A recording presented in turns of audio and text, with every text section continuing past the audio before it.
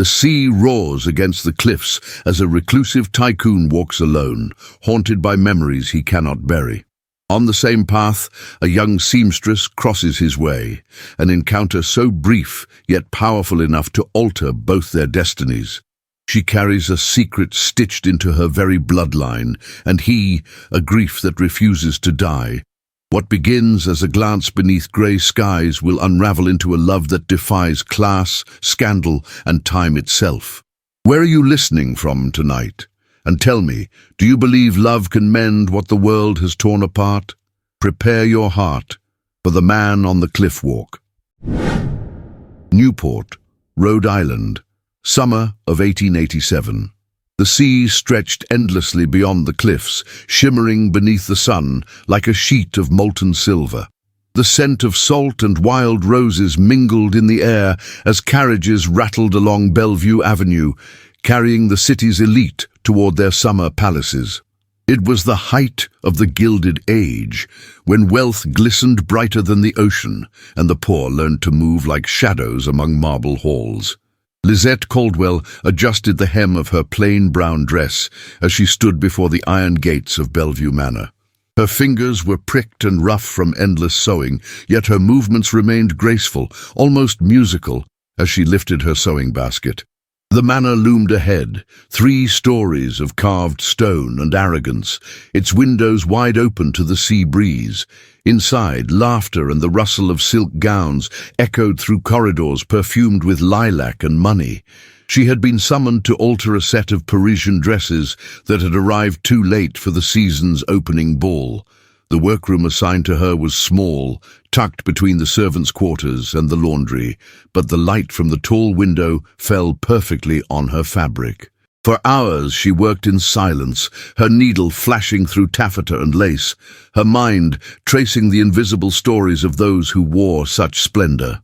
When her task ended, she felt the need for air, real air, not scented with starch and perfume. She stepped beyond the gardens, her shoes scuffing the gravel path that led toward the cliffs. Below, the Atlantic roared softly, like a living creature breathing beneath the rocks. The wind pulled strands of chestnut hair from her bun, and for a moment she forgot who she was. That was when she saw him. Nathaniel Hargrove walked alone, his tall figure framed by the horizon. He moved with the quiet assurance of a man accustomed to command, yet there was something solitary in his posture, a shadow clinging to the edges of his presence. His dark frock coat caught the light in brief flashes of navy and black. In one gloved hand he carried a cane, though he did not lean upon it. In the other, a top hat he seemed to have forgotten to wear. Lizette froze. She had heard the servants whisper about the Tycoon who walked the cliffs every Sunday, always at the same hour, never speaking to anyone. Some said he mourned his wife, others claimed he had driven her to despair, but standing there, she sensed something deeper, an invisible gravity that pulled the air around him tight. Her sketchbook slipped from her arm. The wind flipped its pages as it tumbled toward him. Nathaniel stooped, the movement measured and elegant, and retrieved it before the waves could claim it. For a heartbeat, their hands met when he returned it. His touch was brief, gloved, but the warmth traveled through the worn fabric as if it sought her pulse. "Be careful," he said quietly, his voice deep, like a cello played far away. "Thank you, sir," she whispered, her throat tightening. He inclined his head, his gaze unreadable, and continued his path along the cliff's edge. The sea roared below them, the gulls cried overhead, and Lizette stood rooted to the earth, clutching her sketchbook as if it had become something sacred. When she returned to the servants' hall that evening, the women gathered around the long wooden table, gossip rippling through the air like smoke. They spoke of him, the widowed Tycoon whose heart had turned to stone after his wife's untimely death. Lizette listened in silence, her needle poised above the fabric she mended by candlelight. Outside, the wind carried the sound of the ocean against the cliffs. Somewhere in that darkness, she imagined him walking still, alone, unapproachable, and bound to ghosts she could not yet name, and though she tried to push the thought aside, her heart beat faster with a strange, forbidden curiosity, as if that brief encounter on the cliff had already altered the rhythm of her days. The scent of starch and lavender floated through the long corridors of Bellevue Manor, where the walls echoed with the quiet rustle of silk skirts and the soft murmur of refined voices.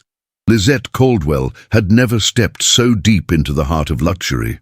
Days passed since her first visit, and now she was summoned regularly, her hands trusted with the alteration of delicate Parisian gowns that seemed spun from dreams and fortunes. She arrived each morning just after the maids lit the fireplaces and left before the dinner gongs echoed across the marble halls. The workroom she used had a narrow window overlooking the southern gardens, and from there she could glimpse the distant sea, a constant reminder of the cliffs where something inside her had begun to stir. Lizette never spoke of her brief encounter with the Tycoon. She had buried the moment deep, like a precious secret one fears might crumble if touched. Yet she thought of it often, not the words he had spoken, but the way he had looked at her, as if he had seen something familiar, as if he had been searching for it. On the third Wednesday of August, just after noon, she was asked to deliver a hemmed gown to the mistress of the house. Lady Althea's dressing room was on the second floor, near the east wing, and Lizette had never gone beyond the servants' wing before. Nervous, she climbed the stairs with the gown carefully folded over her arm. Her eyes skimmed the lavish decor, the gold-framed mirrors, the rich burgundy wallpaper, the faint scent of jasmine oil wafting from behind closed doors.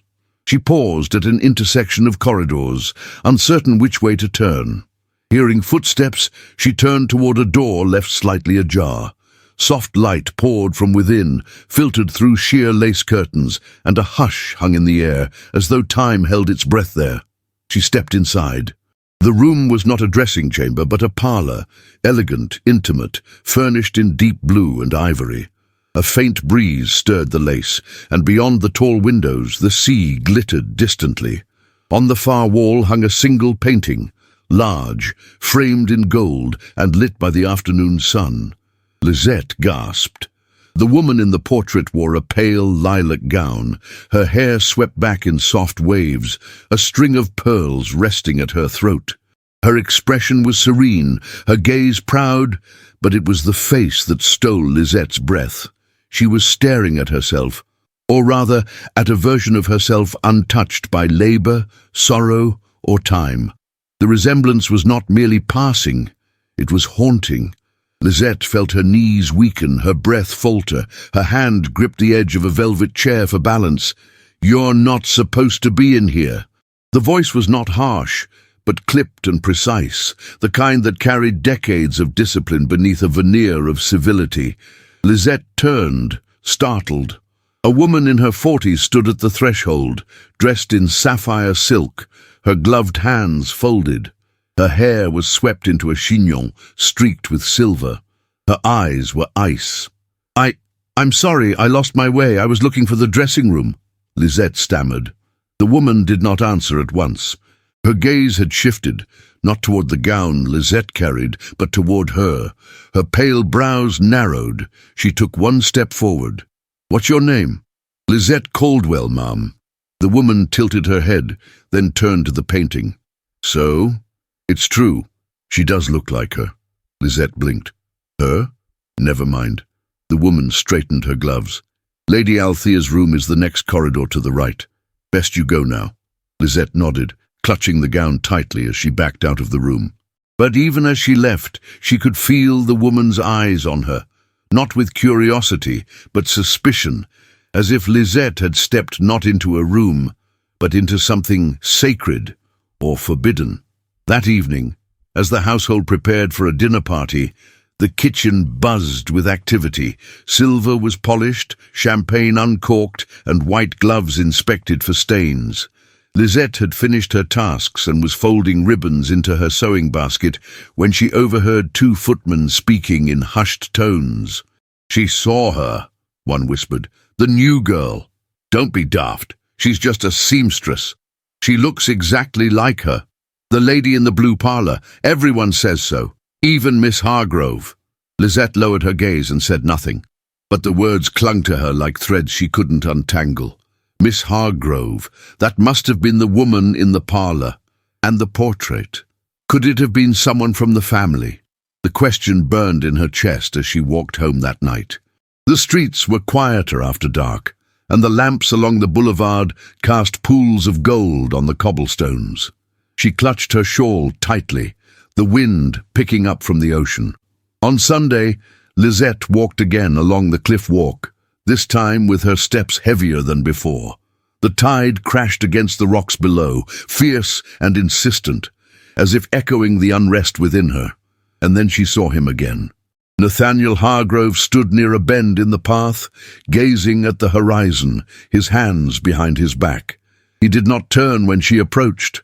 He simply spoke. "Did you sew the embroidery on the pale blue gown worn by Lady Althea last Thursday?" Lisette stopped in place, startled by his voice, calm, yet sharp with intent. "Yes, sir," she said quietly.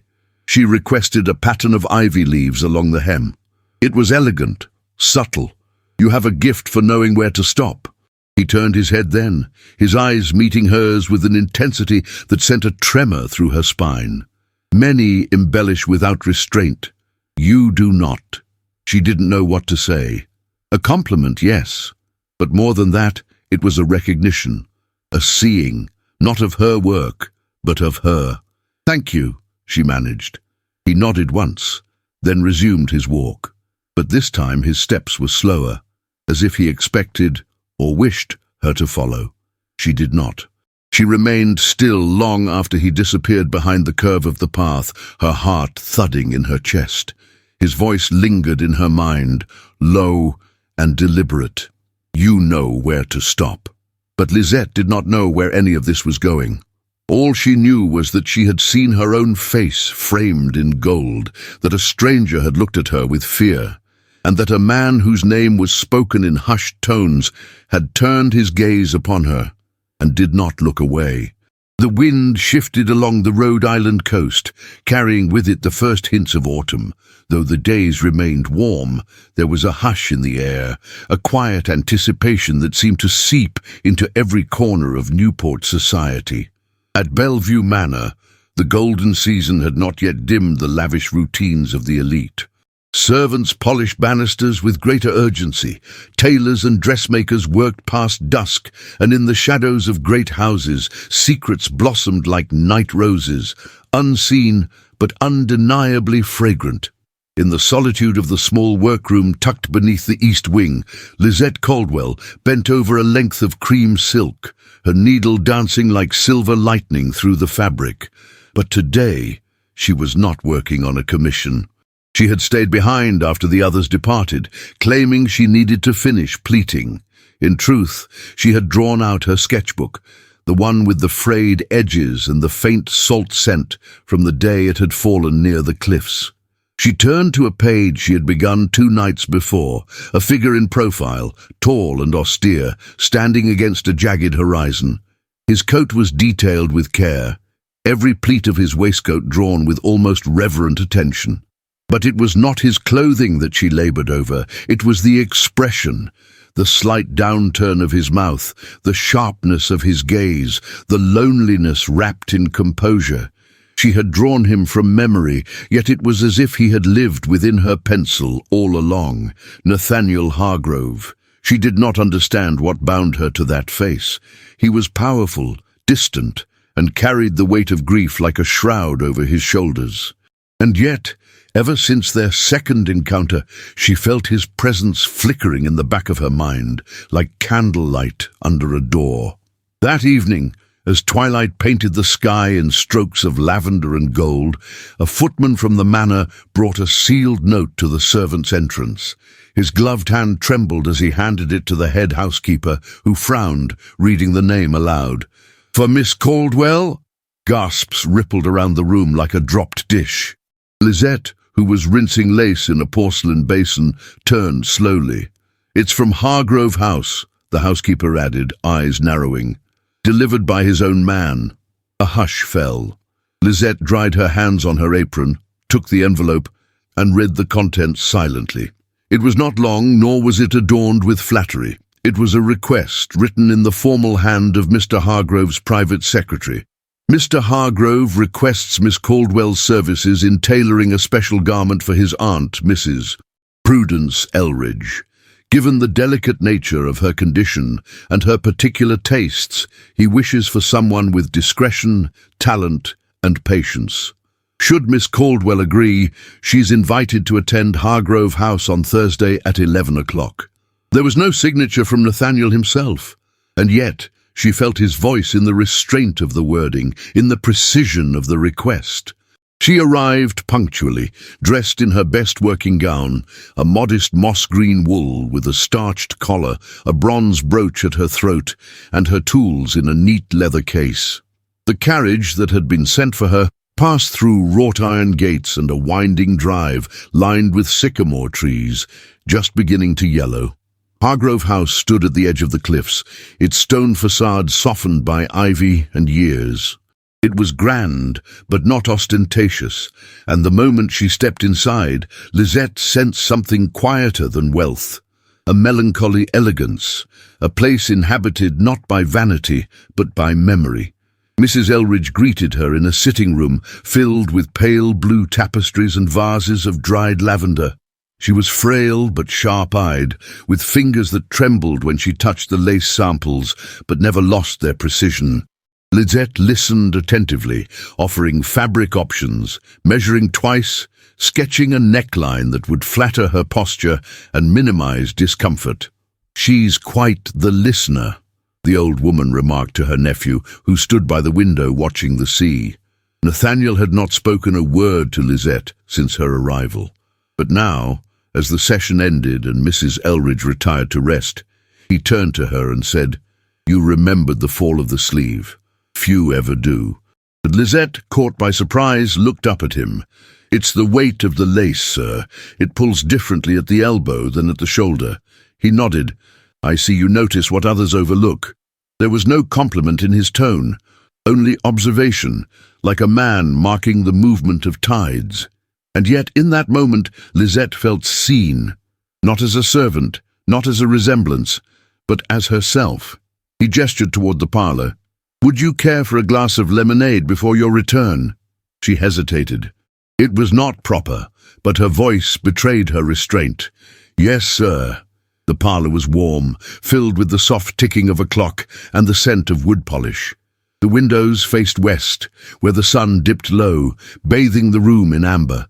They spoke of fabric, of London tailors, of Eleanor's former seamstress who had once imported silks from Lyon. She was never patient, Nathaniel said quietly. She wanted every dress finished before the thought had left her lips. "You are more deliberate." Lisette folded her hands in her lap. "I have to be. I was not taught in salons, but in attic rooms, with candles that burn too fast." He looked at her for a long moment. "And yet you learned to see." Before she could reply, the front door opened. Voices, laughter, a gust of perfume.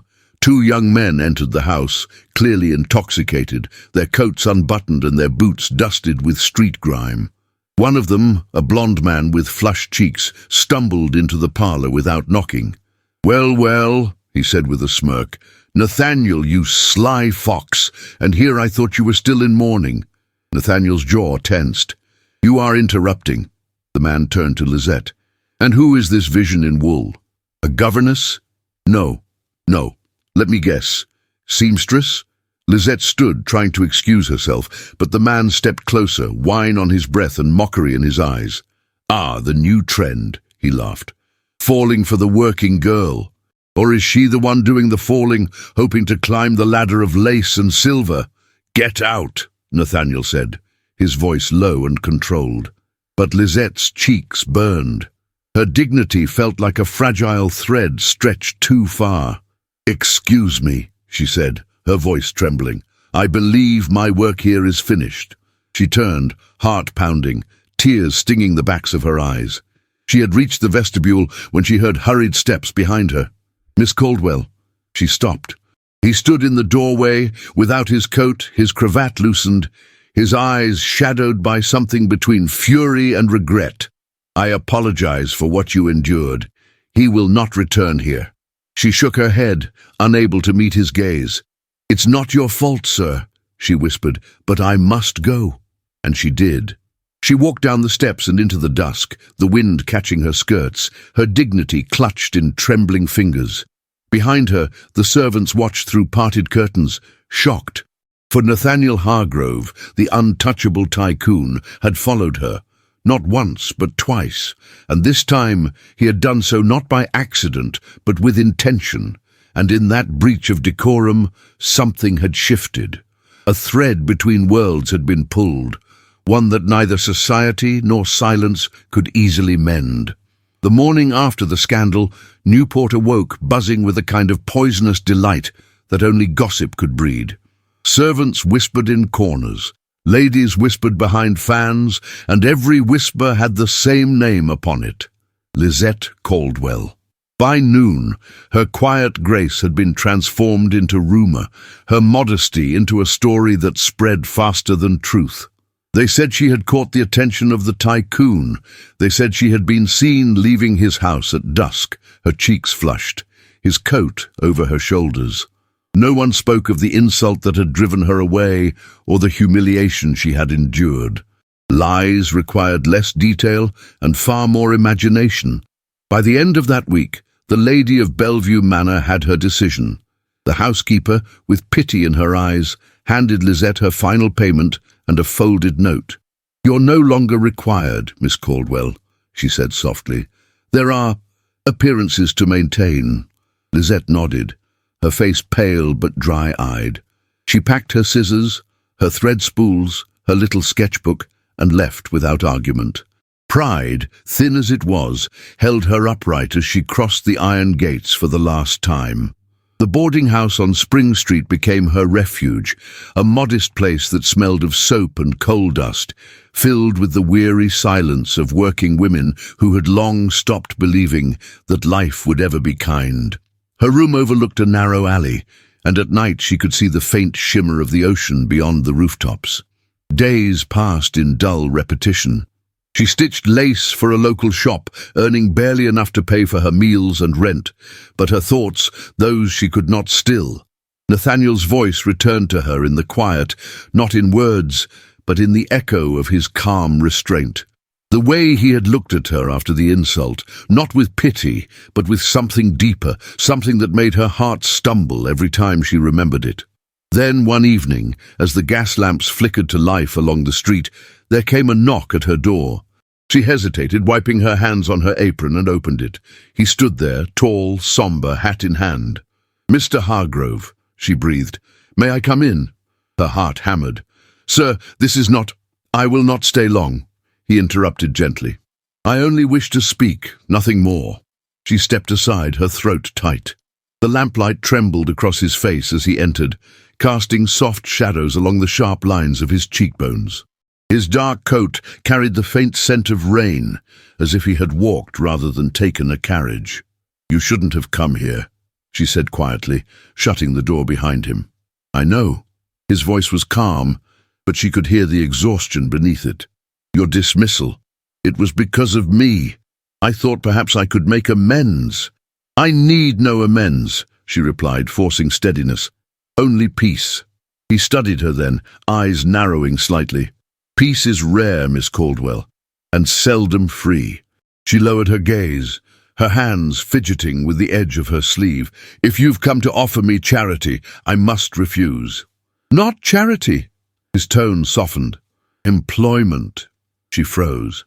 "I have need of someone skilled," he continued. "My aunt's health prevents travel. She wishes new garments suited to her confinement. You were patient with her, kind. I would prefer no one else." "You must know what they'll say," Lizette whispered. "If I accept, I will be branded as the woman the Tycoon could not forget. And if I refuse, you will struggle," he finished for her. Their eyes met then and neither spoke. The air between them seemed charged with the hum of an unspoken truth. He took a slow breath, stepping closer. "I cannot undo what's been said," he murmured. but I can at least ensure that your talent is not buried under their malice." Her voice faltered. "You think talent can silence rumor?" "No," he admitted. "But perhaps integrity can." She wanted to believe him, but fear wrapped itself around her resolve. "You cannot protect me, sir. You know how society works. Once a name is stained, no hand can wash it clean." He looked at her for a long moment, then lowered his gaze. "You underestimate how stubborn I can be." Before she could answer, thunder rumbled distantly, and rain began to patter against the window. The room seemed smaller with him in it, the air thicker. He removed his gloves slowly, resting them on the edge of the table, then reached into his coat pocket and drew out a small envelope. "This," he said, setting it down before her, "is the payment you should have received from the manor. They withheld it out of spite. I can't accept it." "Then burn it," he replied. "But at least let me have done one thing right." She stared at the envelope, torn between gratitude and indignation. "Why do you do this?" she whispered. His reply was simple, almost inaudible. "Because I cannot bear to see you treated unjustly." The lamplight flickered as if startled by the admission. He stepped nearer, close enough that she could see the faint line of weariness under his eyes. His voice dropped. "There was a time," he said quietly, "when I believed solitude was the only thing I deserved. I built my life around it, brick by brick. But lately, I find the silence heavier than I can bear." She swallowed hard, her pulse racing. "You speak as though I had anything to do with that. Perhaps you don't, but perhaps you remind me that life still breathes, even after grief has buried it." For a moment, neither moved.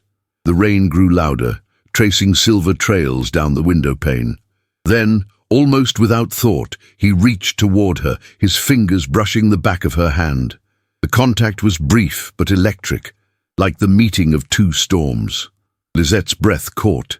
He leaned closer, his voice breaking the stillness. "Lisette!" Her name on his lips was a whisper that trembled through her chest. His gaze dropped to her mouth, and for a heartbeat, the world ceased to exist.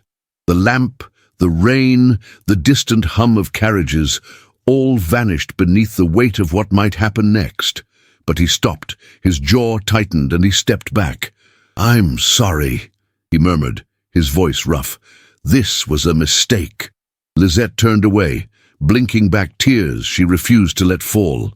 "Then go, before the world gives them one more reason to despise me." He hesitated, as if words warred within him, then bowed his head slightly. "Good night, Miss Caldwell." When the door closed behind him, she pressed her hands to her face, her breath unsteady. The silence that followed was almost cruel in its purity. Outside, Nathaniel walked into the rain without raising his umbrella. Each drop struck cold against his skin, but he did not quicken his pace. He needed the chill, the sting. It was the only thing sharp enough to cut through the confusion that tangled his heart. At dawn, Lisette awoke to the sound of distant wheels on cobblestone. From her window she saw a carriage leaving the end of the street, its lanterns glowing faintly through the mist. A neighbour passing in the hall mentioned that Mr. Hargrove's carriage had departed early for New York. Lisette said nothing. She merely sat on the edge of her narrow bed, the faint scent of rain still lingering in the air, and pressed her palm to the place on her hand where his had touched. It was nothing, and yet it was everything. She told herself it was better this way, that she had imagined the warmth, the longing, the sorrow in his voice, but deep down she knew there had been something there, fragile and real, like a flame that had almost been born, and then, by his own will, extinguished before it could burn. The day went on, grey and indifferent. The world outside continued its gossip, its laughter, its masquerade of decorum. And Lisette returned to her stitching, her needle steady even as her heart trembled beneath her calm exterior. What had almost happened would remain between them, an unspoken truth, sealed in silence. The kiss that never happened. The leaves in Newport had begun their slow golden descent, covering the streets with delicate reminders of time passing. The ocean winds no longer carried only salt and sun, but the first whispers of approaching winter. With each gust, the branches of the sycamore trees bowed with resignation, as if they too felt the heaviness that had settled upon the city. For Lizette Caldwell, life had narrowed to the small sewing shop on Long Wharf, where she took in mending and alterations for local merchants' wives and quiet governesses. The space was dimly lit, the floor uneven, and the front window displayed bolts of faded fabric draped in uninspired angles. It was a far cry from Bellevue Manor and the silks of Paris. But it was work, and work was salvation. Each morning she opened the shutters with a steadiness she did not feel, and each evening she returned to her small room, untouched by laughter or warmth. Her hands remained busy, but her mind wandered often, to a room bathed in lamplight, to a man who had stood too close, said too little, and left too soon. Then, on the first Monday of October, a new name rippled through Newport society with the sharpness of a knife. Camila Hargrove, the widow of Nathaniel's elder brother. Camila had been absent from the city for more than a year, residing in Boston amid select company. Her return was sudden, her arrival unannounced, and her presence unmistakable. She took up residence in one of the guest wings at Hargrove House without ceremony, and began issuing orders with the practiced authority of a woman who had once ruled over parlours and accounts with an iron will softened by silk gloves. Camila was not beautiful in the way society demanded of its debutantes, but she possessed a rare elegance that came from certainty of her place, her influence, her knowledge of every corner of the world she occupied. She wore navy and aubergine rather than pastels, spoke low but always to be heard, and when she entered a room, even the chandeliers seemed to quiet in respect. It was said she had returned to advise Nathaniel on matters concerning the late Eleanor's estate, an estate that, though silent in its marble stillness, still whispered power. The legal matters were delicate, the will layered with conditions that only Camila, as executor, seemed to truly understand. But beneath the surface of her arrival, there was something else. A watching, a questioning, a hunger sharpened by suspicion. And it did not take long for her gaze to settle upon Lizette Caldwell. Camila first saw her through the glass of the sewing shop, bent over a hem, brow furrowed in focus. She said nothing then, only narrowed her eyes and stepped into her waiting carriage. But by the week's end, her opinion had been formed, and she shared it in quiet tones over tea with a trusted friend. "She looks just like Eleanor," Camila murmured, stirring her cup slowly. "Only poorer, younger, and with more to gain." The implications did not go unnoticed. And soon, Camila made inquiries about Lizette's family, her mother's origins, her place of birth.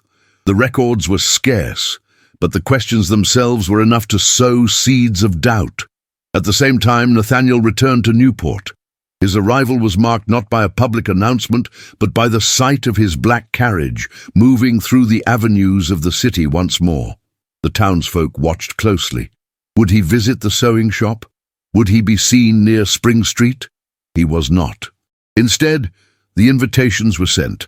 The Bellevue Ball, the final grand affair before the season's end, was to be held at the Manor's Great Hall, a night of crystal chandeliers, string quartets, and scandal-tinged elegance.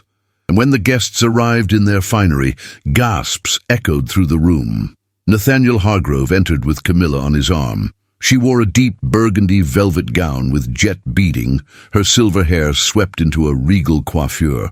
Her gloved hand rested lightly upon his, and though their expressions were cool, the message was clear: unity, control, and the restoration of order. In the servants' vestibule at the rear of the manor, Lizette stood in silence, her sewing kit at her side.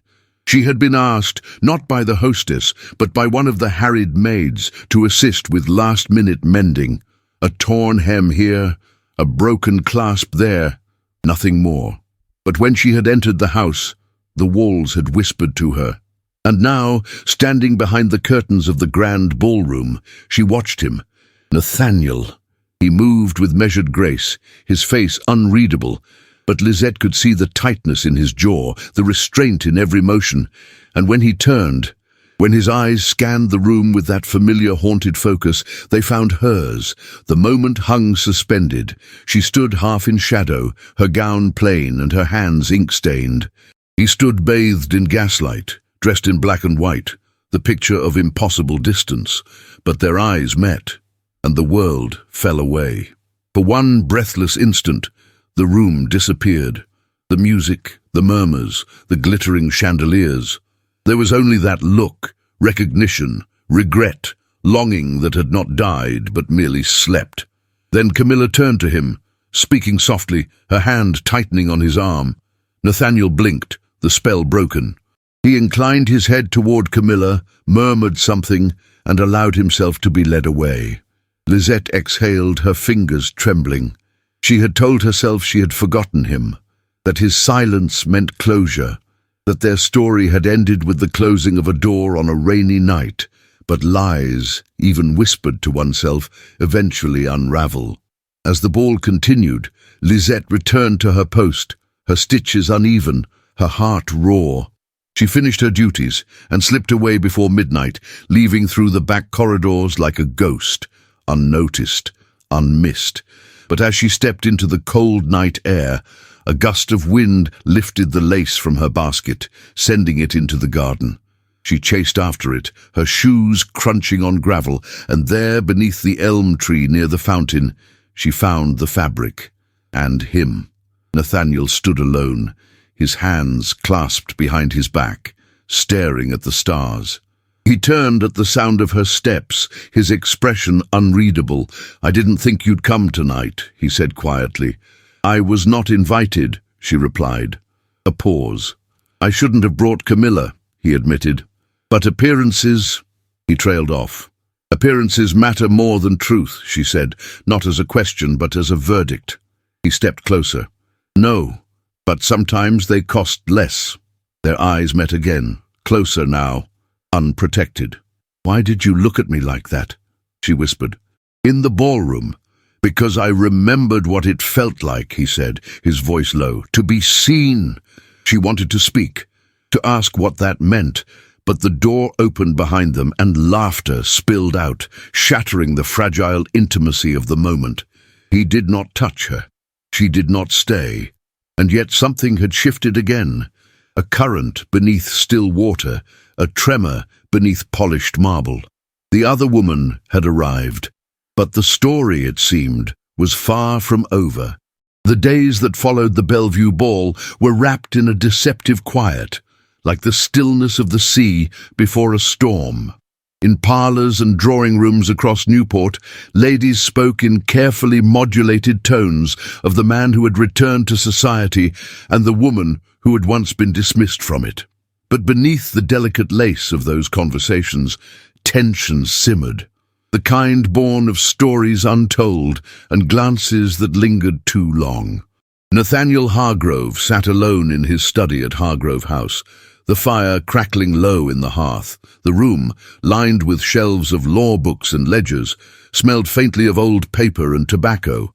Yet tonight his desk bore no business correspondence, no estate plans or legal contracts, only a single sheet of cream stationery and a silver fountain pen. The words had not come easily. For hours he had paced the floor, stood by the window, stared at the cliffs below as if they could speak the truth his lips could not.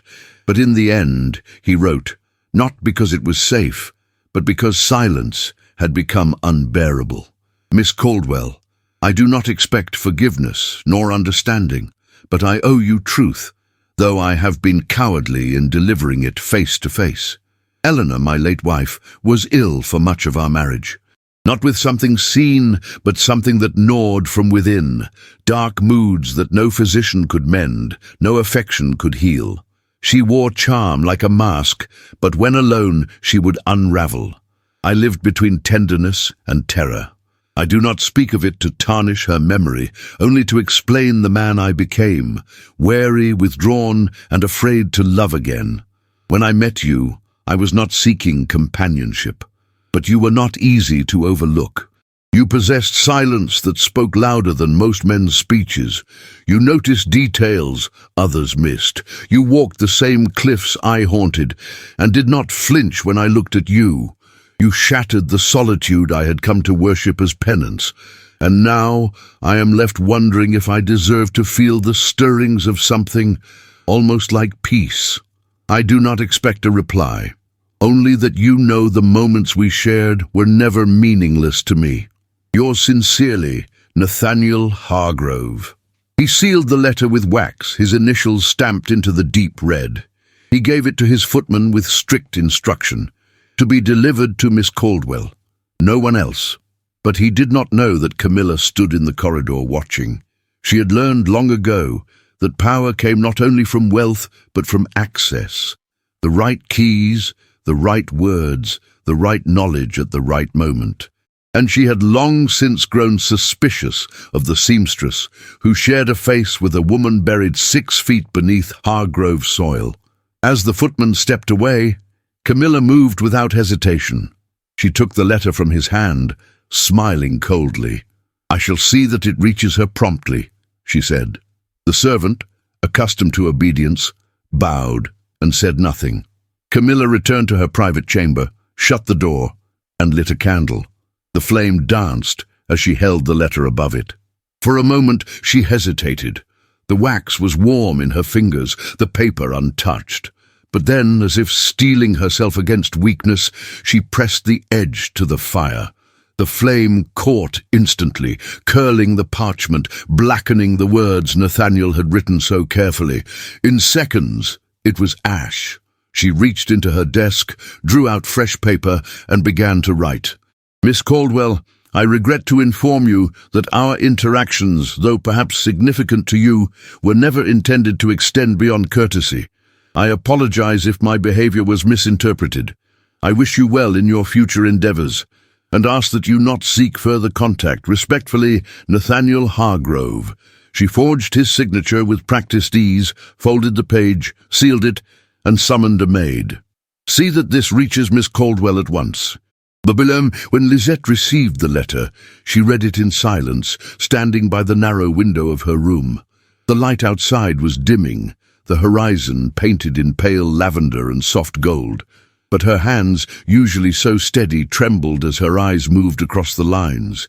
She read it again, and then sat down slowly, her breath shallow, as if she had been struck in the chest. There were no tears, only the cold weight of humiliation. A heaviness that settled behind her eyes, in her throat, in the very center of her being. Every stolen glance, every word spoken under breath, every trembling moment had been nothing, less than nothing, a courtesy, a mistake. She folded the letter and placed it in the drawer of her nightstand. She did not burn it. She did not scream. Instead, she stood, pulled her trunk from beneath the bed, and began to pack. By nightfall, she had made arrangements to return to Providence. There, at least, the streets did not echo with his name. There, no one would look at her with knowing eyes. There, she would be just another seamstress with a thimble and a quiet past. The train left at dawn. She said goodbye to no one. When Nathaniel awoke that same morning, he felt the unease of something unresolved, like the aftermath of a storm that had passed unseen. He waited for a reply. By noon, none came. He waited another day, then 2, then a week. Each hour that passed added another brick to the wall of silence between them. Camila, noting his distraction, offered mild consolations. "Miss Caldwell has likely moved on. Girls like her do not linger on illusions." He nodded, but said nothing. A part of him did not believe it. But doubt, once planted, has a cruel habit of growing quickly in wounded soil. He walked the cliffs alone again, hands clasped behind his back, eyes on the horizon. But now the solitude felt colder, crueler, like a punishment returned. In Providence, Lisette took a room above a milliner's shop, where the ceilings were low and the air smelled of rosewater and dust. She worked long hours, stitching bonnets and trimming ribbons, keeping her thoughts hidden behind a smile that never reached her eyes.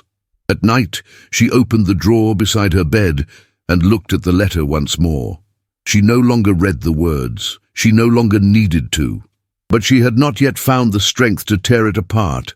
She told herself it was a lesson, that people like Nathaniel Hargrove did not change their world for women like her, that she had been foolish to believe otherwise, and yet, in the deepest part of her, where longing slept beneath pride, she wondered what he had written before Camilla's words reached her hands, and in that wondering, a small ember remained, faint, quiet, and stubborn, an ember that would not go out. Autumn deepened its hold on Newport, wrapping the once vibrant streets in muted tones of amber and ash. Leaves drifted in slow circles along the stone paths of the Hargrove estate, and the gardens, once alive with colour, now stood quiet and faded, as if in mourning for something lost but not buried. Nathaniel Hargrove sat alone in Eleanor's former sitting room, a place he had not entered in over a year.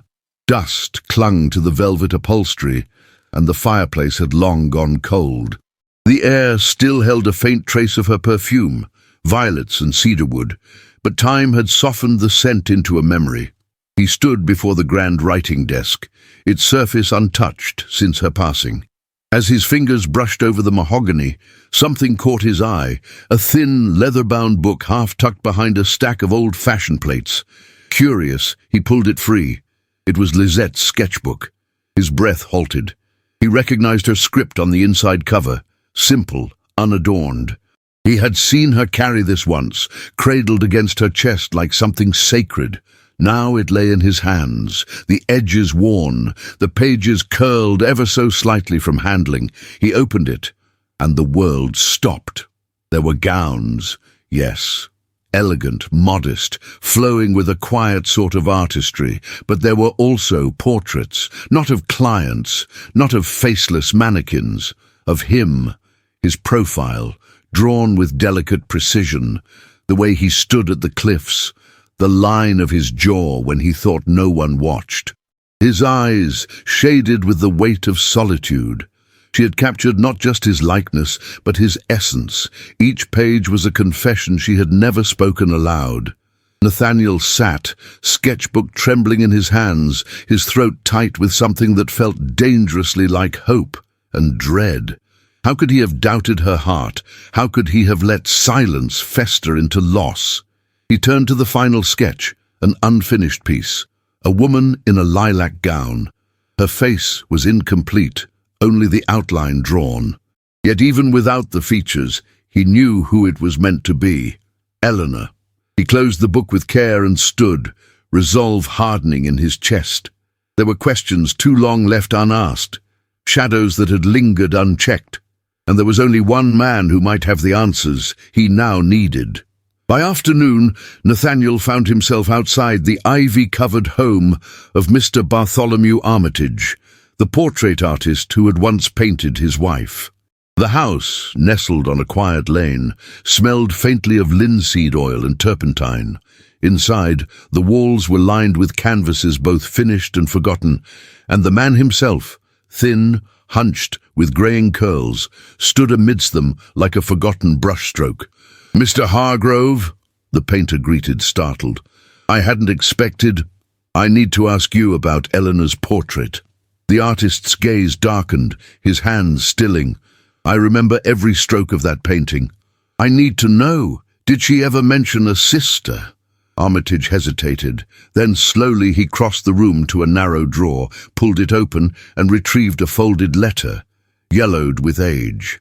"She once gave me this," he said. "Told me to keep it safe in case her family ever tried to erase her truth."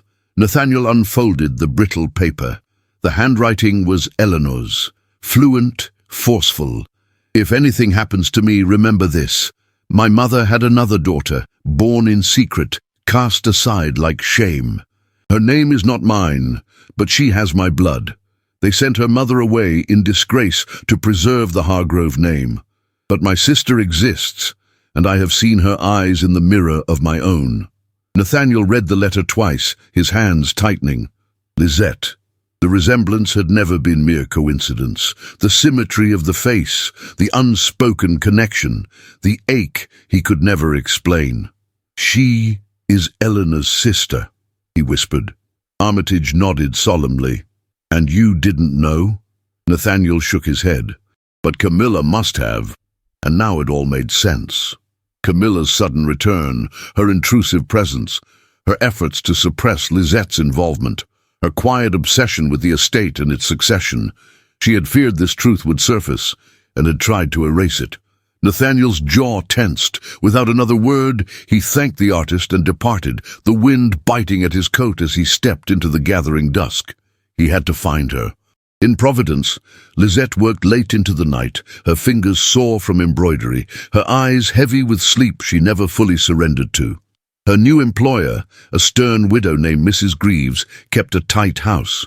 The women she hired were expected to speak little, work swiftly, and never ask questions. Lisette did not mind. Silence was a refuge now. But everything changed the day a letter arrived from her aunt in Connecticut, an aging seamstress who had once worked for the Hargrove household. The letter was brief, trembling in its honesty. "Your mother, Maria, served the Hargroves for 10 years before she was dismissed in disgrace. They never told you, but she bore a child during that time. A child the household denied. She left with nothing but her dignity. I do not know all the details, only that she cried Eleanor's name in her sleep when she was fevered." Lisette sat alone with the letter clutched in her lap, her breath shallow, the room around her blurred. Her mother. The stories she had never told, the pain she had hidden behind lullabies and worn hands, and now the impossible suggestion that she and Eleanor were born of the same father, divided not by blood, but by shame. The portrait, the glances, the cruel curiosity of the world. It was no longer rumor, no longer coincidence, it was truth, and it unraveled her. She could not think, could not breathe. She rose from her chair and stepped into the narrow alley outside the boarding house, the evening air cold against her skin. The city moved around her, carriages rattling past, lamps flickering to life, but she felt suspended in time. What was she now? A seamstress, an impostor, a stolen name buried in history. She pressed her hand to her chest, as if to steady the storm inside, and then she remembered him. Nathaniel. Had he known? Had he suspected? Was that why he had pushed her away? She turned to go back inside, but a shadow stepped into the alley, tall, broad, unmistakable. Nathaniel. He was breathless, as if he had searched every street in Providence. His coat was dusted with the remains of travel, and his eyes were wild with urgency. "Lisette." She froze. "I didn't know," he said, voice hoarse. "Not until today." She didn't answer. Couldn't. "I went to Armitage. I found your sketchbook. I read Eleanor's letter." She swallowed, her throat dry. "And what does it change?" "Everything." His voice trembled. "Camila burned the letter I sent you. She forged another. I never meant for you to believe those words. I never—" Lisette closed her eyes, the weight of weeks of pain pressing against her chest. "I thought you used me," she whispered. "I never could." He stepped closer, his hand trembling as it reached for hers. "You are not a mistake," he said. "You are not a shadow. You are the part of Eleanor that still breathes. You are the part of me that woke up the day you looked at me on that cliff." She opened her eyes then, and what he saw there was not anger, but devastation barely held together. "I don't know who I am anymore," she said brokenly. "You're Lisette," he whispered, "and I see you." And in the stillness between them, the truth passed silently, no longer hidden in ashes or locked in portraits. The past had tried to bury her, but she had risen. Snow had come early that year, soft and sudden, blanketing the streets of Newport like a secret whispered in white. The wind no longer danced. It sighed, carrying with it the hush of winter and the scent of endings. Trees stood bare and solemn, and chimneys breathed grey smoke into the pale December sky. It was the first snowfall. Nathaniel Hargrove arrived in Providence just past noon, the cuffs of his coat already powdered with snowflakes that clung to the wool like silent reminders of time lost. The city felt smaller in winter, its narrow alleys more confined, its people more hurried. But Nathaniel moved with purpose, one name pressing against every heartbeat: Lisette. She had not answered his letter, because she had never received the one he truly wrote. She had not returned to Newport, because she had no reason to believe she was welcome there, and yet she remained in his thoughts like a steady flame behind frosted glass. No matter how far he travelled, how many matters called for his attention, her absence followed him more faithfully than any shadow. He stepped into a modest shop on a quiet street, its windows fogged with warmth from within. The scent of starch and rose oil filled the air. Inside, bonnets and veils lined the walls, and a seamstress sat at the counter sorting buttons into tiny porcelain dishes. She looked up. Lisette. Her face was the same, elegant in its simplicity, untouched by vanity. But there was a stillness to her now, like someone who had learned to move quietly so the pain within would not wake. Her hands paused, her fingers tightening around a pearl button. "Mr. Hargrove," she said, her voice low, guarded. He removed his hat slowly, his expression unreadable.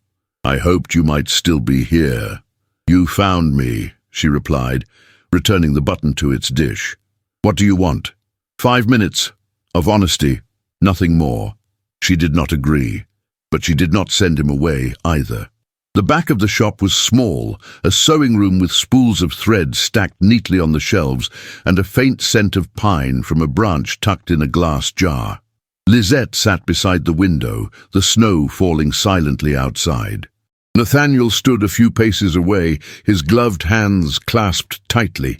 "I came to say what I should have said long ago," he began. "Not as a Tycoon, not as a Hargrove, but as a man who made mistakes, and who cannot live with silence any longer." Lisette said nothing. Her gaze was fixed on the snowflakes drifting past the window pane.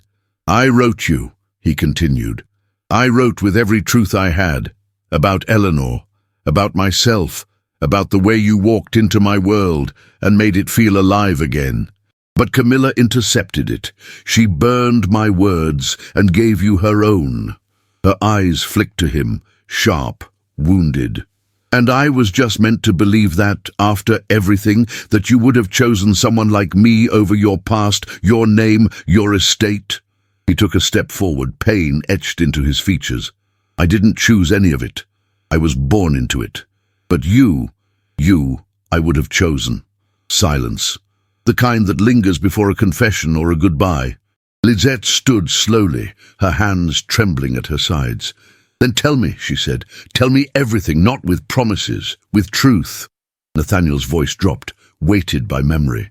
"My marriage to Eleanor was arranged in many ways. Her beauty hid much. She suffered, and so did those around her.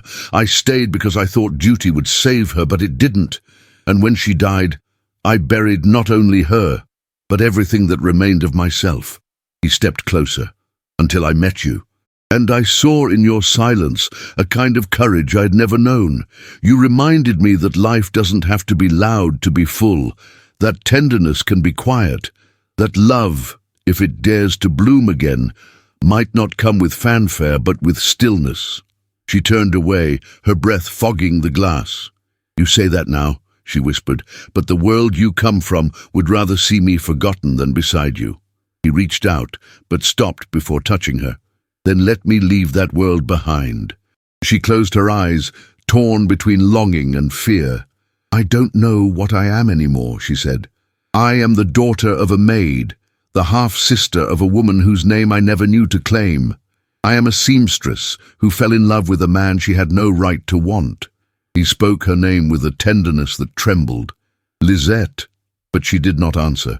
He waited, then bowed his head, understanding that no answer now would be enough. "I'll be at the cliffs tonight," he said. "If you come, I'll know there's still something to hold on to." That evening, Newport was silent beneath the snow. The sky had darkened to a violet hush, and the cliff-walk stretched like a frozen memory against the sea. The wind moved softly through bare branches, and lanterns cast golden halos in the distance. Nathaniel stood alone, his breath rising in pale clouds, his coat dusted once more in white. He had waited an hour, then another, and then he saw her. She came without gloves, her shawl drawn tightly over her shoulders, her boots silent on the path. Snow clung to the hem of her skirt, and her cheeks were flushed, not from the cold, but from something deeper, uncertainty perhaps, or hope. He said nothing. She stepped closer, and closer still. They stood inches apart, the hush of the world surrounding them like a song with no music. He extended his hand, slowly, reverently. "Dance with me." She looked at him, her eyes glistening with tears she refused to shed. "There's no music," she whispered. "There's us," he said. And so, beneath the falling snow, they began to move. A slow waltz. No steps rehearsed, no audience to judge. Only breath, only heartbeats, only fingers brushing lightly, then curling into each other as if they had always belonged. They did not kiss. They did not speak. But in the silence, every question found its answer. And in their steps, small, trembling, defiant, they rewrote the ending neither had dared to hope for. A winter waltz, a beginning born in snow. The first days of spring awakened Newport in cautious shades of green, as if the land itself were testing its voice after a long, bitter silence. Shoots of grass pushed through thawing earth, and the wind, though still sharp, carried with it the faint scent of renewal. Life stirred again, slowly but with purpose. Inside a modest storefront at the edge of Washington Square, the sound of scissors slicing through silk mingled with the whisper of pins sliding into fabric. Lisette stood before a dress form, her fingers steady, her eyes fierce with concentration. She no longer sewed for survival, she created. Her atelier, modest though it was, had begun to attract attention. Not for its location, nor for its grandness, there was none, but for the quiet elegance of her designs. Dresses that moved like breath, that draped the female form without shouting its presence. Words spread from one woman to another, whispered like a secret too precious to keep. And then came the letter. It arrived on cream stationery, the seal a golden crest unfamiliar to her. Inside, the handwriting was bold and flourished. "Miss Caldwell, your work has reached the attention of Mrs. Clarissa Tilden, patroness of the New York Society of Women in the Arts. She extends to you an invitation to present your designs at an upcoming charity showcase in Manhattan, where select dressmakers will display original gowns inspired by the theme of rebirth. Travel and materials shall be covered. If you are willing, you need only say yes." With admiration, Margaret C. Dupré Lisette stared at the letter for a long while, unable to breathe. Rebirth. The word echoed in her bones. That evening, as the golden light faded across the bay, she stood on the cliffs near Hargrove House, the invitation clutched in her hand. Nathaniel met her there, as he often did now, though never with expectation. He greeted her quietly, then noticed the tremor in her breath. She handed him the letter. When he finished reading, he lifted his gaze to her. "This is everything you deserve." Her smile was faint. "It's also everything they'll use to bury me." He folded the letter gently. "Then let me help you carry it." "I won't hide," she said, her voice low but unshakable. "Not behind a new name, not behind yours. If I present my gowns, it will be as Lisette Caldwell, the daughter of a maid, the sister no one claimed. Let them whisper." Nathaniel's chest rose slowly. "They'll do more than whisper. Then let them scream." He studied her, his eyes tender with admiration. "You are braver than anyone I've ever known." Her lips parted slightly, but before she could speak, a sound carried on the wind, a distant voice, then another. They turned to see two gentlemen walking the path below, their heads bowed in quiet conversation. But one of them glanced up, recognized Nathaniel, and stopped. The next morning, the Newport Gazette ran a short but vicious column. From seam to scandal, Hargrove's mysterious companion returns. Our readers may recall the young dressmaker whose dismissal from Bellevue Manor once stirred polite society. Miss Lizette Caldwell, now establishing herself as a designer in Providence, has recently been seen on intimate terms with Mr. Nathaniel Hargrove. Is it art she seeks, or title, and whose blood does she truly carry? The ink had barely dried when Camilla's name was murmured as the source. She had returned to Boston weeks earlier, but her influence remained, like stale perfume in a sealed room. Lizette read the piece in silence. She did not cry, she did not crumble, but a tightness gathered in her chest, like fabric stretched too far on a worn seam. Later that afternoon, she found Nathaniel in his study, his face pale with fury, the newspaper crumpled beside his untouched tea. "This ends now," he said. She shook her head gently. "Scandal is louder than truth." He stepped forward. "Then we must speak louder still." That evening, at the unveiling of the newly restored Newport Town Hall, an event attended by every figure of standing and curiosity in the county, Nathaniel Hargrove stood on the steps in a tailored grey coat and spoke. "My name has appeared in your papers. So has hers." He gestured to Lizette, who stood several paces behind, her spine straight, despite the sea of eyes. "She is not my mistress, nor my passing fancy. She is a woman of talent, of courage, and of a name that no longer needs hiding." The crowd shifted. "She is also the half-sister of my late wife, a fact long buried by those who feared its inconvenience. But truth does not cease to be truth because it makes the powerful uncomfortable." Gasps, murmurs, sharp glances among ladies with trembling fans.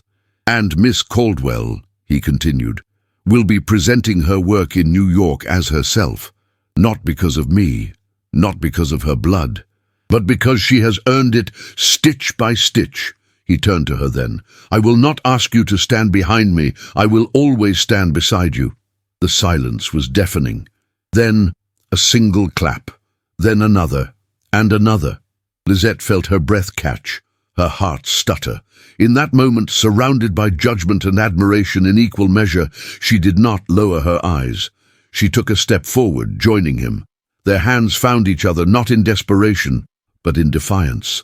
And there, beneath the fading light, he kissed her, not in secret, not in shadow, but before them all. It was not passionate, it was not rushed, it was earned. When he pulled back, his hand lingered on her cheek, and for the first time in her life, Lizette did not feel less. She felt seen. Camilla's slander, once a storm, now seemed a mere drizzle. Society had already tasted her name, and though some still grimaced, others, especially the younger women, began to say it with curiosity, even admiration. And by the week's end, the Gazette published a correction. Miss Caldwell to showcase original designs in New York. From quiet seamstress to rising designer, Miss Lizette Caldwell has taken Newport by surprise. In the face of cruel speculation, she has held her dignity, and it seems, the heart of one of our city's most formidable men.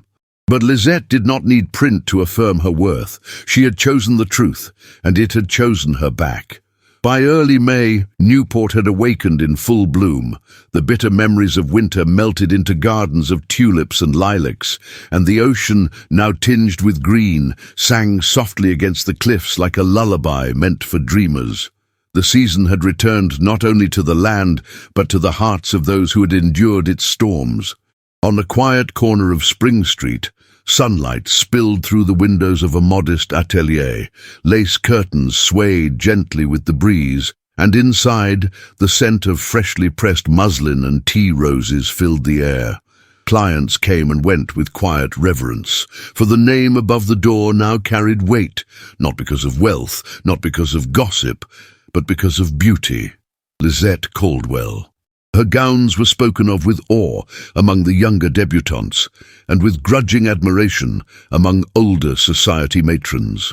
The silhouettes were simple, but the lines were graceful, gowns that followed the body like poetry. whispered rather than shouted, and made the women who wore them feel seen. She worked quietly, never allowing attention to distract her from the thread between her fingers.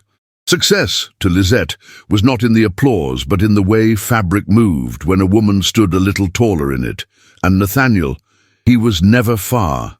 Now, semi-retired, he had stepped back from business with the same calm certainty with which he once commanded it. He walked the cliffs in the early morning, not alone, but often with Lisette beside him, or at least with the knowledge that she waited for him at home. His face had softened. His gait remained proud, but his eyes no longer carried that haunted weight. He had let go of ghosts, not by force, but because someone had taken his hand and led him into the light. One afternoon, as Lisette sorted sketches in her studio, the postman delivered a small parcel, no return address, only her name written in delicate script she did not recognize. Inside was a folded letter, brittle with age, the ink faded but legible. Alongside it, a cameo brooch, silver and ivory, worn at the edges. She unfolded the letter, her breath catching as her eyes fell on the name at the bottom. Eleanor. To whomever reads this after me, if this letter finds its way to light, then I must already be gone, and perhaps that is best. I never claimed to understand the shape of love, nor how it turns in a man's heart, but I knew Nathaniel, I knew his silence, his loyalty, his capacity to suffer without showing the world. And if he has found someone after me, someone who sees him not as a name or duty, but as a man, then let no shadow of mine stand in their path. Love him, be brave for him. I was not. There is a house by the sea he once sketched for me, a dream we never built. If it exists now, let it be for her, for you. And tell him, if he ever doubts again, he was always more than I deserved. Lisette sat in stillness, her fingers trembling. It was not sorrow that washed over her, but release, the final key to a door she had never dared open fully. Eleanor had left a blessing, not just for Nathaniel, but for her, not an apology, but a benediction. That evening, Nathaniel found her in the garden behind the atelier. She was barefoot in the grass, her sleeves rolled up, the last rays of sunlight caught in her hair. She looked up as he approached, her expression unreadable. He sat beside her without a word. She handed him the letter. He read it slowly, his hand tightening only once near the end. When he looked at her, there were tears in his eyes, but they did not fall.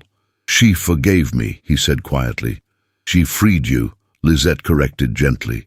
He reached into his coat pocket and drew out a small object. Not a box, a key. She stared. It's for the house, he said. I had it built, on the cliffs, facing the sea. There's a room with windows on every wall for your sketches, and a garden for lavender. Her lips parted, but no sound came. I didn't want to ask with a ring, he continued, voice hushed, because this isn't about tradition or performance. It's about building something new, with you. He placed the key in her palm. I'm not offering you a title. I'm offering you a home, a life of your own making, a place where you are never hidden, never silenced. Lisette closed her fingers around the key, her breath catching. I will marry you, she whispered, but not because of the house. He smiled, the kind of smile he rarely gave, unguarded, joyful, quiet. I know. They were wed 2 weeks later, in a small ceremony beneath the elm trees, where it had all begun. There were no violins, no orchestra, only the hush of leaves and the crash of waves in the distance. The guests were few, her aunt from Connecticut, Nathaniel's Aunt Prudence in a violet shawl, and several women Lisette had clothed, now dressed in gowns that bore her name. She wore a dress of pale gold, simple in cut, embroidered at the hem with a pattern of ivy leaves, her signature. Nathaniel wore no top hat, only a sprig of rosemary pinned to his lapel. When the vows were spoken, it was not in grandeur, but in truth. And when they kissed, it was not to seal a promise, but to celebrate one already fulfilled. That night, the house by the sea welcomed them with the sound of windows opening and waves rolling endlessly against the shore. And Lisette, once hidden in servants' corridors and silence, now stood at the threshold of a life stitched not with secrecy, but with love. Spring returned once more to Newport, softer now, as if time itself had learned to tread gently over familiar ground. The elm trees, taller and broader than before, cast their green shadows across the cliffside path, their roots deeper, their presence steady, like memories that had chosen not to fade. The house by the sea remained, its shutters painted a warm cream, its garden alive with roses, peonies, and trailing vines of ivy that curled along the stone wall as if trying to listen to the sea's eternal song. From the atelier window, the scent of lemon verbena drifted into the rooms, mingling with the faint aroma of muslin and parchment. Inside, Lisette sat at her work table, her fingers tracing the edge of a silk panel she had abandoned minutes ago. Her designs had reached farther than she had once dared dream: New York, Philadelphia, even Paris, through quiet whispers and private commissions. And yet she remained in Newport, where her story had taken root, where it had bruised and bloomed. At her feet, a half-opened letter rested beside a pair of small shoes, delicate, handmade, white with pearl buttons. She picked one up, smiling at the crooked seam along the sole. "Mama!" called a voice from the garden. Lisette turned. A girl of 6 ran across the grass barefoot, her dark hair flying in the wind, a single ribbon trailing behind her like a comet. Her name was Eleanor. Behind her, a boy followed, slightly older, more serious, with Lisette's eyes and Nathaniel's quiet demeanor. Henry never shouted. He only watched and observed and remembered. Their laughter filled the garden like bells ringing through time. From the cliff path, Nathaniel approached, a book tucked under one arm, a lopsided bouquet in the other. Wildflowers, imperfect and vivid. His hair had silvered at the temples, and the lines at the corners of his mouth had deepened. But his eyes still sought Lisette with the same quiet wonder they had the first time she dropped her sketchbook before him. He kissed her cheek. "They beat me again," he said. Henry barely smiled, but I'm fairly certain he let her win. Lisette laughed, leaning into him. "How is Aunt Prudence?" she asked, demanding, but also knitting lace faster than her nurse can wind the spools. Lisette stood, brushing her hands on her apron. "She'll outlive us all." They walked together to the edge of the garden, where the sea stretched out in shimmering gold. The children played at a distance, unaware of the weight of the years that had passed to bring them to this moment. For a long while, they said nothing. Then Nathaniel whispered, "I dreamt of this." Lisette took his hand. "So did I," she replied. But not everyone had found peace. Camila Hargrove, once feared in every parlor from Boston to Newport, had fallen into obscurity. Her attempts to regain social footing after the scandal had failed. Whispers of forged documents and misused influence had followed her until doors once flung open began to close. She now lived in quiet exile, with distant relatives in Concord, where her name was spoken only in hushed tones. No one dared confront her directly, but the world had made its judgment, and it had been swift. Lisette never sought revenge, but justice, like the tide, had found its way. As for the town, it had changed too. Newport no longer looked at her with suspicion or amusement. The name Caldwell had become a symbol of perseverance. Her gowns were worn not only by daughters of privilege, but by those who had climbed, stitched, and dared to dream their way into society. Young seamstresses came to her for guidance, some unaware of the fire she had once walked through. And sometimes, at twilight, Eleanor, her daughter, would sit on the atelier steps and ask, "Mama, did you always know you would marry Papa?" And Lisette would smile, eyes glistening with memory. "No, my love," she would answer, "but I always knew he was the man who saw me." That was how love had endured. Not in grand gestures, but in everyday moments, the way he remembered how she took her tea, how she left the door open just enough at night so the wind could sing through it. The way their hands found each other without thinking, as if they had never let go. As the sun sank lower into the horizon, casting the cliffs in a final blaze of amber, Lisette and Nathaniel stood together, older, changed, but still woven into each other like thread and cloth. Their story had been whispered about, judged, tested by the cruelty of class and silence, but it had survived. Not as a legend, as a life. And in the quiet that followed, with children's laughter echoing against the sea, it was clear. They had not only endured, they had triumphed. Some loves are born in silence, others are forged through storms, but the most unforgettable are those that dare to rise again and again, despite the weight of society, the sting of rejection, and the fear of being seen for who we truly are. Lisette and Nathaniel's story is not just about romance. It is about resilience, about finding the courage to stand in the light, even when the world tries to keep you in the shadows.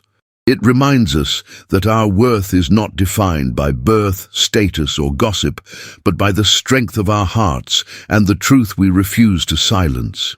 If this story touched your soul, let us know in the comments by writing the word "stitch," because that's what brought them together and what connected you to the very end of this journey.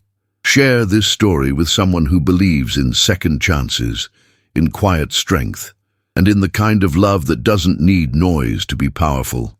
And if you'd like to feel more, dream more, and escape into more timeless romances, don't forget to explore the other stories I've left for you in the cards. Thank you for listening with your heart.